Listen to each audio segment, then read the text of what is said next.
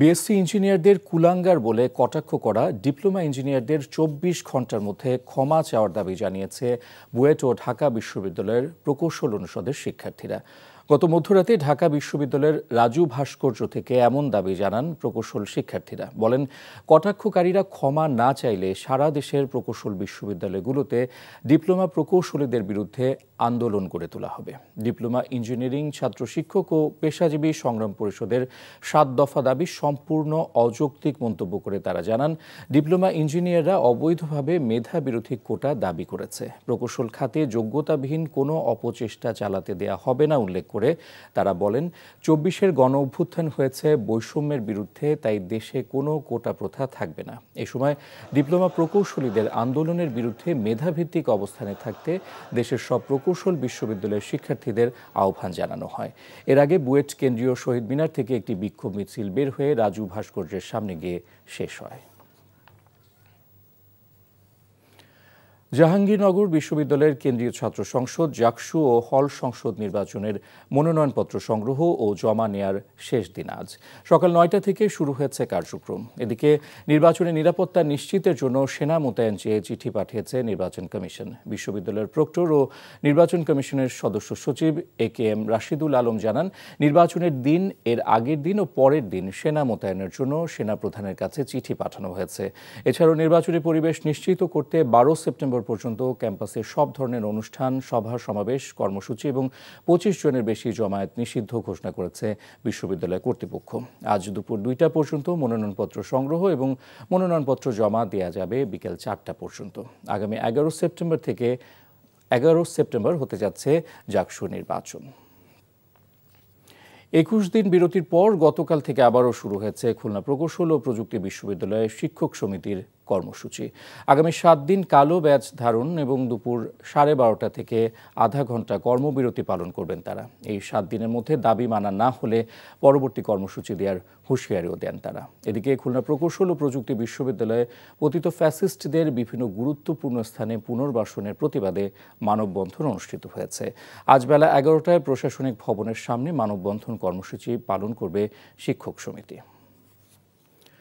যশোরের শার্শা উপজেলার গোগা সীমান্ত দিয়ে অবৈধভাবে ভারতে যাওয়ার সময় ৮ বাংলাদেশি নারী ও পুরুষকে আটক করেছে বিজিবি জানায়, ভোররাতে বিজিবি ক্যাম্পের একটি টহল দল গোগা গাজীপাড়া সীমান্তবর্তী গ্রামে টহল দেওয়ার সময় কয়েকজন নারী পুরুষকে অবৈধভাবে ভারতে যাওয়ার সময় গ্রেফতার করে। আটককৃত সুভাষ বিশ্বাস বিজিবির কাছে স্বীকার করেন, তারা বৈধ কাগজপত্র বা পাসপোর্ট ছাড়া বাংলাদেশ থেকে ভারতে যাওয়ার চেষ্টা করছিল। আজ তাদের শার্শা থানায় সোপর্দ করা হয়। সাফ অনূর্ধ্ব-১৭ নারী চ্যাম্পিয়নশিপে ভারতের বিপক্ষেও জয়ের ধারা ধরে রাখতে চায় বাংলাদেশ। ভুটানের বিপক্ষে দারুণ জয় পাওয়া দলটি ছোট ছোট ভুল শুধরে নিতে চায়। প্রথম ম্যাচে আলপি আক্তারের ২টি ও ১টি গোল সুরভি আক্তার প্রীতির। শুক্রবার নিজেদের দ্বিতীয় ম্যাচে ভারতের মুখোমুখি হবে মাহবুবুর রহমান লিটুর তত্ত্বাবধানে থাকা দলটি। প্রথম ম্যাচ প্রথম মানিয়ে নেওয়াটা একটু ডিফিকাল্ট হয়েছে মেয়েদের জন্য। তারপরও আমি বলবো যে ওভারঅল ভালো। তো কিছু মিস্টেক আছে, সেই মিস্টেকগুলি আমরা সামনের ম্যাচ প্র্যাকটিসে আমরা এগুলি ফাইন্ড আউট করে আমরা মিস্টেকগুলি শুধরাবো। জাহাঙ্গীরনগর বিশ্ববিদ্যালয়ের কেন্দ্রীয় ছাত্র সংসদ, জাকসু ও হল সংসদ নির্বাচনের মনোনয়নপত্র সংগ্রহ ও জমা নেওয়ার শেষ দিন আজ সকাল ৯টা থেকে শুরু হয়েছে কার্যক্রম। এদিকে নির্বাচনের নিরাপত্তা নিশ্চিতের জন্য সেনা মোতায়েন চেয়ে চিঠি পাঠিয়েছে নির্বাচন কমিশন। বিশ্ববিদ্যালয়ের প্রক্টর ও নির্বাচন কমিশনের সদস্য সচিব AKM রাশিদুল আলম জানান, নির্বাচনের দিন, এর আগের দিন ও পরের দিন সেনা মোতায়েনের জন্য সেনা প্রধানের কাছে চিঠি পাঠানো হয়েছে। এছাড়াও নির্বাচনী পরিবেশ নিশ্চিত করতে ১২ সেপ্টেম্বর পর্যন্ত ক্যাম্পাসে সব ধরনের অনুষ্ঠান, সভা সমাবেশ, কর্মসূচি এবং ২৫ জনের বেশি জমায়েত নিষিদ্ধ ঘোষণা করেছে বিশ্ববিদ্যালয় কর্তৃপক্ষ। আজ দুপুর ২টা পর্যন্ত মনোনয়নপত্র সংগ্রহ এবং মনোনয়নপত্র জমা দেওয়া যাবে বিকেল ৪টা পর্যন্ত। আগামী ১১ সেপ্টেম্বর হতে যাচ্ছে জাকসু নির্বাচন।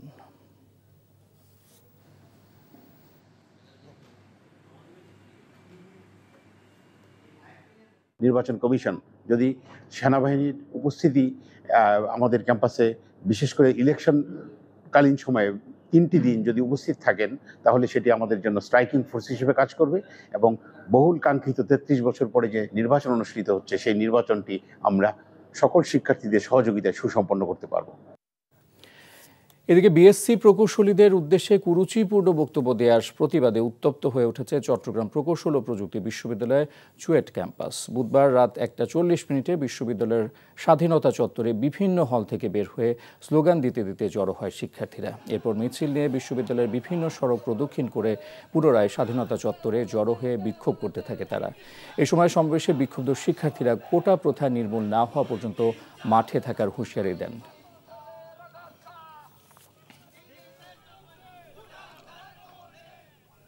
জুলাই অভ্যুত্থানে সাভারের আশুলিয়ায় 6 জনকে হত্যার পর লাশ পুড়িয়ে দেওয়ার ঘটনায় মানবতা বিরোধী অপরাধের মামলায় অভিযোগ গঠন করে বিচার শুরুর নির্দেশ দিয়েছে আন্তর্জাতিক অপরাধ ট্রাইব্যুনাল।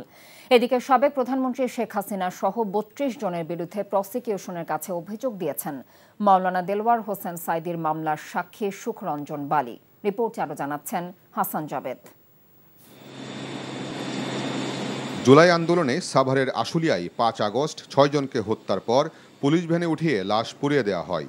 সেই ঘটনায় 16 আসামির বিরুদ্ধে অভিযোগ গঠন করে বিচার শুরুর নির্দেশ দিয়েছেন বিচারপতি নজরুল ইসলাম চৌধুরীর নেতৃত্বাধীন 3 সদস্যের ট্রাইব্যুনাল।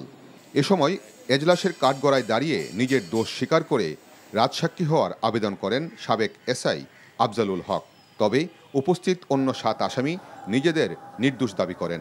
6 জনকে গুলি করে হত্যা এবং অমানবিকভাবে পুড়িয়ে দেওয়ার দায়ে তাদের বিরুদ্ধে অভিযোগ গঠন হয়েছে। একজন আসামি তিনি দোষ স্বীকার করেছেন এবং বলেছেন যে আমি আমার বিরুদ্ধে যে চার্জ গঠন করা হয়েছে সেটা স্বীকার করছি এবং আদালতে আমি আমার বক্তব্য দিয়ে এই মামলার ব্যাপারে আমি যা জানি সেটা বলতে চাই। এই মামলায় পলাতক রয়েছেন সাভারের সাবেক সংসদ সদস্য সাইফুল ইসলাম সহ 8 জন। এদিকে সাবেক প্রধানমন্ত্রী শেখ হাসিনা, সাবেক আইনমন্ত্রী শফিক আহমেদ, সাবেক প্রধান বিচারপতি এসকে সিনহা, তৎকালীন ট্রাইব্যুনালের চেয়ারম্যান বিচারপতি নিজামুল হক নাসিম, অ্যাডভোকেট কামরুল ইসলাম সহ 32 জনের বিরুদ্ধে প্রসিকিউশনে নিজের অপহরণের বিষয়ে অভিযোগ দিয়েছেন সুখরঞ্জন বালি। তিনি জামাত নেতা দেলাওয়ার হোসেন সাইদির বিরুদ্ধে মানবতা বিরোধী অপরাধের মামলার সাক্ষী ছিলেন। কিন্তু সাইদির পক্ষে সাক্ষী দিতে আসলে 2012 সালে ট্রাইব্যুনালের গেট থেকে সুখরঞ্জনকে অপহরণ করে আইনশৃঙ্খলা বাহিনীর সদস্যরা। পরে 2 মাস 13 দিন পর তাকে ভারতের কলকাতায় পুশব্যাক করা হয়। সেখানে 5 বছর তিনি জেল খাটেন। এইখান দিয়ে নিয়ে গেছে কোনখানে আমি বলতে পারি না, এইখান দিয়ে নিয়ে গেছে। নেওয়ার পরে আপনার এইখানে প্রশাসনরা নেওয়ার পরে মানে আমার নাক মুখ আটকাইয়া কোথায় নিয়ে গেছে নিজেই আমি জায়গার কথা আমি বলতে পারবো না। এছাড়া আন্তর্জাতিক অপরাধ ট্রাইব্যুনাল 1-এ চানখারপুলে 6 জনকে হত্যার মামলায় সাক্ষ্য দিয়েছেন শহীদ রাকিব হোসেনের পিতা জাহাঙ্গীর হোসেন। Hasan Jabed, NTV news, Dhaka. আলোচিত 21 অগস্ট গ্রেনেড হামলা মামলায় যাবজ্জীবন দণ্ডপ্রাপ্ত বিএনপির ভারপ্রাপ্ত চেয়ারম্যান তারেক রহমান ও মৃত্যুদণ্ডপ্রাপ্ত সাবেক স্বরাষ্ট্র প্রতিমন্ত্রী লুৎফুজ্জামান বাবর সহ অন্য সব দণ্ডপ্রাপ্তদের খালাসের বিরুদ্ধে রাষ্ট্রপক্ষের করা আপিলের রায় 4 সেপ্টেম্বর।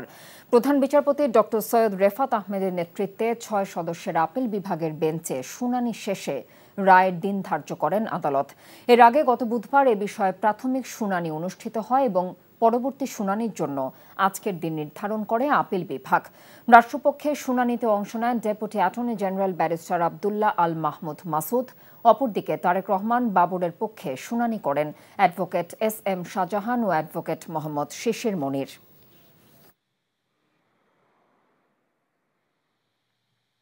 প্রকৃত দোষীদের শাস্তি দিতে গেলে হয়তো থলের বিড়াল বের হয়ে যাবে, যে কারণে শেখ হাসিনা তার রাজনৈতিক উদ্দেশ্য এবং প্রতিহিংসার হিসাবে জনাব তারেক রহমান সাহেবকে এই মামলায় অন্তর্ভুক্ত করলেন শুধুমাত্র রাজনৈতিক কারণে। প্রকারান্তরে শেখ হাসিনা নিজেই চায়নি আইবি রহমান সহ 24 জনের বিচারটা হোক। সিলেটে যোগ দিয়েছেন নতুন জেলা প্রশাসক সারওয়ার আলম। সকালে কর্মস্থলে যোগ দিয়ে সিলেটের পরিবেশ ও পর্যটন রক্ষায় তিনি রাজনৈতিক নেতৃবৃন্দ সহ সবার সহযোগিতা চেয়েছেন। চলতি মাসের শুরুতে সিলেটের ভোলাগঞ্জ সাদা পাথর পর্যটন কেন্দ্র ও আশেপাশের এলাকায় পাথর লুট হয়। গত সোমবার দায়িত্ব থেকে প্রত্যাহার করা হয় জেলা প্রশাসক শের মাহমুদ মুরাদ ও কোম্পানিগঞ্জ উপজেলা নির্বাহী অফিসার আজিজুন নাহারকে।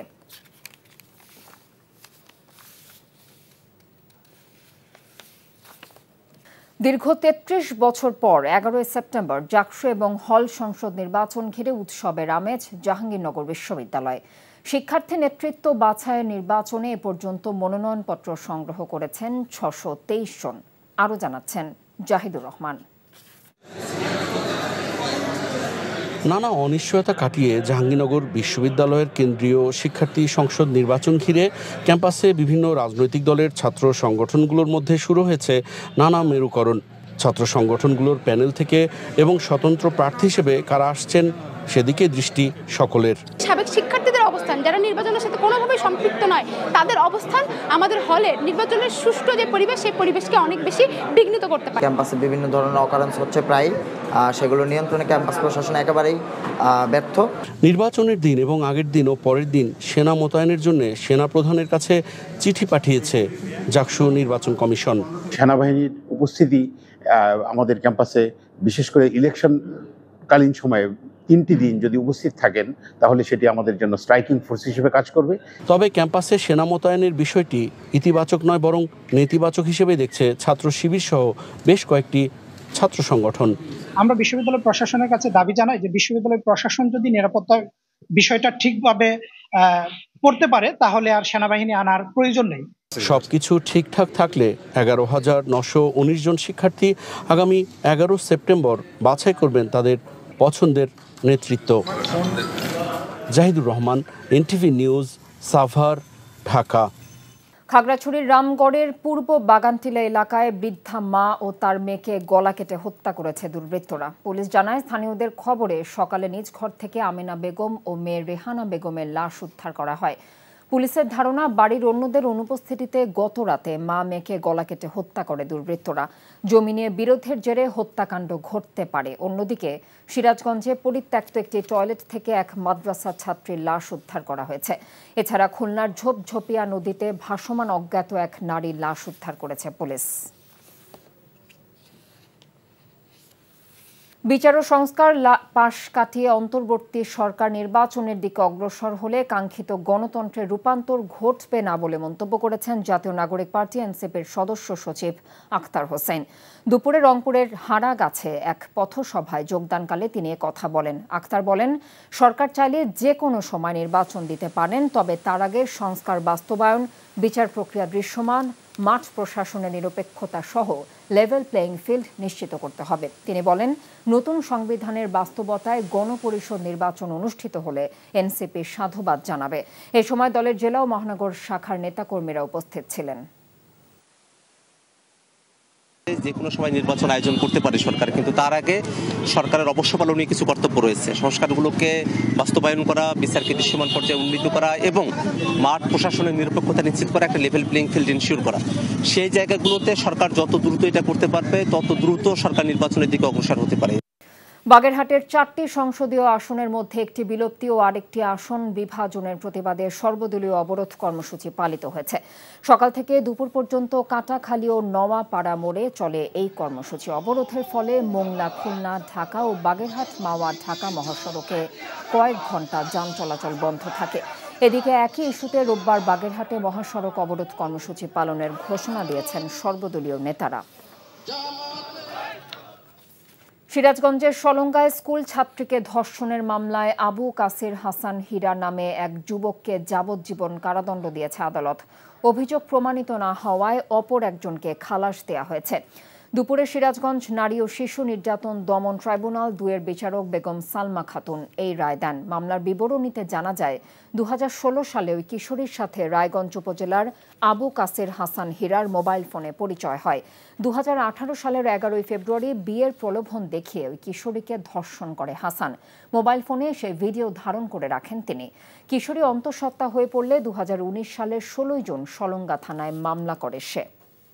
দীর্ঘ 7 মাস পেঁয়াজ আমদানি বন্ধ থাকার পর গত 17 আগস্ট থেকে আমদানি শুরু করে ভোমরা স্থলবন্দর দিয়ে। গত 20 আগস্ট থেকে আবার আমদানি অনুমতি বন্ধ করে দিয়েছে বাণিজ্য মন্ত্রণালয়। এর ফলে নতুন করে পেঁয়াজ আমদানি করতে পারছেন না ব্যবসায়ীরা। তবে আজ থেকে আগের ইম্পোর্ট পারমিট পাওয়া বেশ কিছু পেঁয়াজ ভর্তি ট্রাক ভোমরা বন্দর দিয়ে বাংলাদেশে প্রবেশ করতে দেখা গেছে। সামনের নির্বাচনে বিএনপির বিজয় ঠেকাতে কিছু রাজনৈতিক দল ও গোষ্ঠী নতুন নতুন শর্ত দিয়ে পরিস্থিতি ঘোলাটে করতে চাচ্ছে বলে মন্তব্য করেছেন বিএনপির ভারপ্রাপ্ত চেয়ারম্যান তারেক রহমান। তিনি বলেন, জনগণের ভোটে সরকার গঠন না হওয়া পর্যন্ত গণতন্ত্রে উত্তরণের যাত্রার পথ ঝুঁকিমুক্ত নয়। কতিপয় রাজনৈতিক ব্যক্তি এবং গোষ্ঠীর আচরণেও পলাতক স্বৈরাচারের মতো প্রবণতা লক্ষ্য করা যাচ্ছে। রিপোর্ট হাসান মাহমুদের।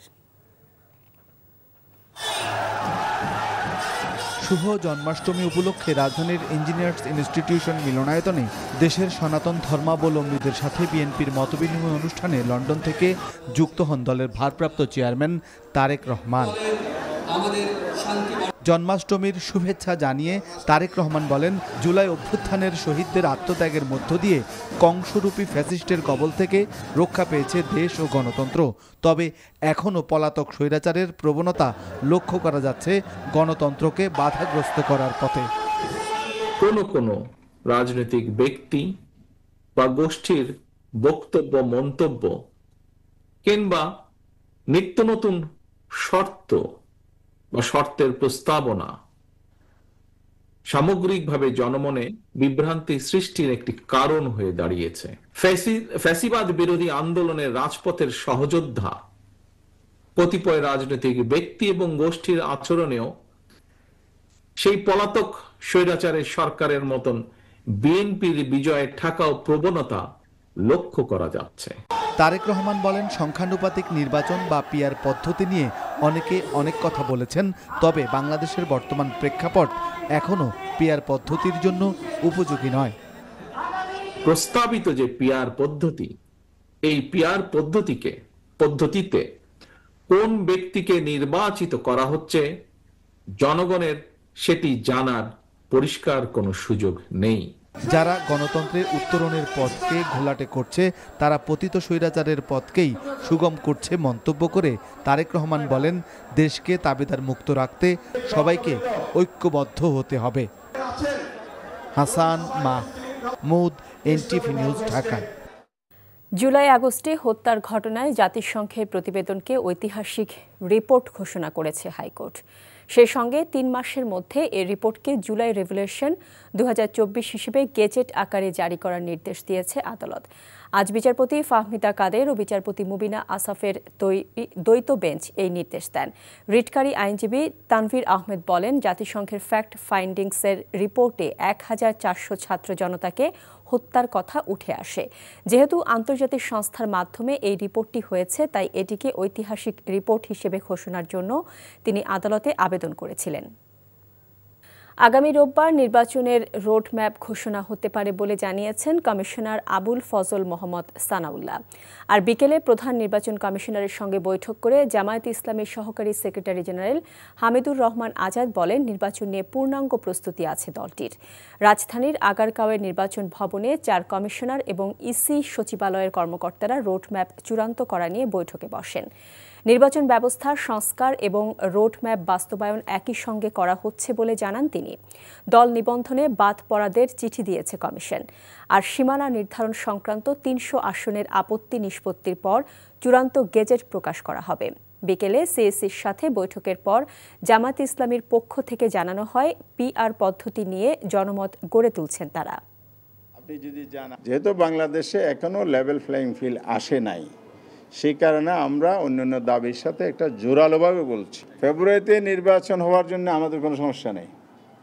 আমাদের পক্ষ থেকে এই দাবি করা হয়েছিল ফেব্রুয়ারি অথবা এপ্রিলে আপনারা নির্বাচনের টাইমলাইন দিতে পারেন। তো গভর্নমেন্ট যদি মনে করে যে আমরা প্রস্তুতি নিয়েছি, প্রস্তুত হয়েছি, তাহলে ইলেকশন যদি ফেব্রুয়ারি না, আপনি ডিসেম্বরে করলে তো আমাদের আপত্তি নেই।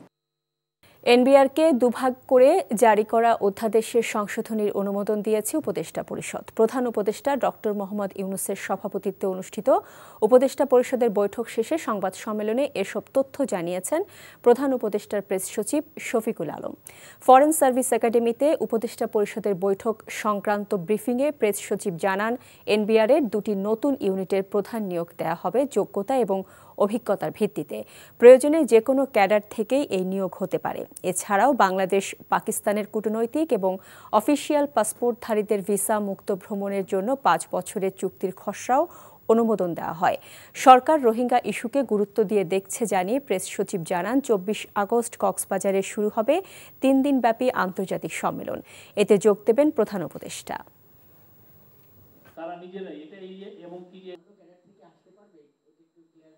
এখন থেকে এই যে দুইটা যে উইং করা হলো এনবিআর এর, এই দুই উইং এর যারা প্রধান হবেন তাদেরকে নেওয়া হবে হচ্ছে যোগ্যতা, অভিজ্ঞতা এবং ন্যায্যতার ভিত্তিতে, এবং তাদের কম্পিটেন্স বিচার করে যে কোনো ক্যাডার থেকে নেওয়া হবে। রোহিঙ্গা ক্রাইসিসটাকে আবার ইন্টারন্যাশনালি যাতে মেজর ডিসকাশনের বিষয় হয়, সেটার জন্য আমরা এইটাকে হাইলাইট করার জন্য তিনটা বড় ইন্টারন্যাশনাল কনফারেন্স করার আমরা প্ল্যান নিয়েছি। দল কিংবা প্যানেল নয়, ডাকসু নির্বাচনে প্রার্থীর কাজ এবং যোগ্যতা দেখে ভোট দেওয়ার কথা জানাচ্ছেন ঢাকা বিশ্ববিদ্যালয়ের শিক্ষার্থীরা। গেস্ট রুম, গণরুম সংস্কৃতির মূল উৎপাদন করে শিক্ষার্থী বান্ধব ক্যাম্পাস করার প্রতিশ্রুতি দিচ্ছেন প্রার্থীরা। নূর হোসেনের রিপোর্ট।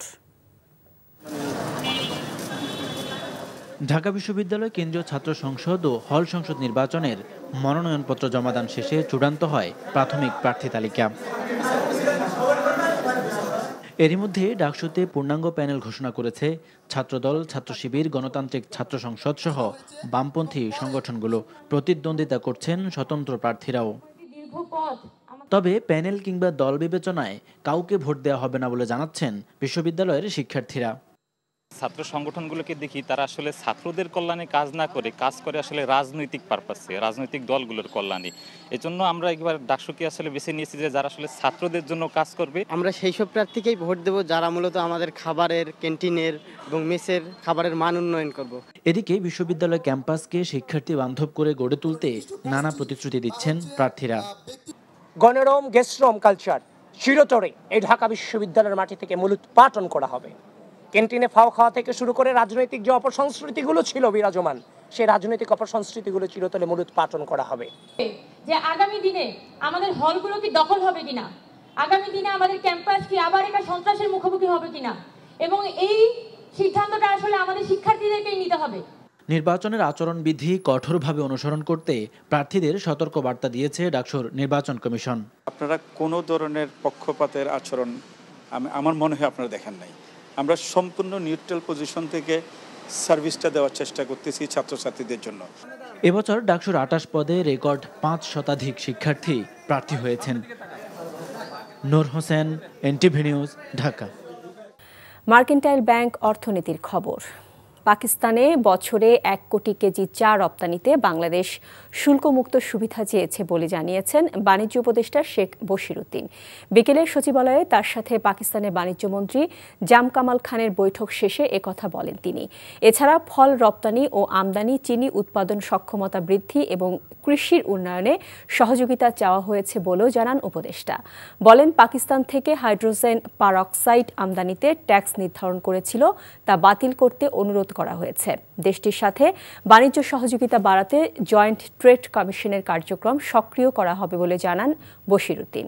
বলেন, পাকিস্তানের বাণিজ্য উপদেষ্টা সকল বিষয়ে একমত হয়েছেন এবং কৌশল নির্ধারণে কাজ করা হবে। প্রশ্নের জবাবে বলেন, কোনো দেশের দিকে ঝোঁকা হচ্ছে না, দেশের স্বার্থে যে কোনো দেশের সাথে কাজ করতে আগ্রহী অন্তর্বর্তী সরকার। পাকিস্তান একসময় আমাদেরকে প্রায় 1 কোটি কেজি চা duty free, quota free market access দিত। আমরা সেটাকে স্থাপন করার জন্য বাণিজ্য মন্ত্রী মহোদয়কে আমরা অনুরোধ করেছি। ওনারা সকল বিষয়ে আমাদের সাথে একমত পোষণ করেছেন এবং আমাদের এই কমিশনে এই বিষয়গুলোকে প্রাসঙ্গিকভাবে উত্থাপন করে এর প্রয়োগ কৌশল নির্ধারণের জন্য ওনারা একমত হয়েছেন। আমরা যুক্তরাষ্ট্রের দিকে ঝুঁকছি, আমরা ভারত থেকে পেঁয়াজ আমদানি করছি। আমাদের যেখানে দেশের স্বার্থ জড়িত আমরা সেখানে তার দিকেই ঝুঁকছি।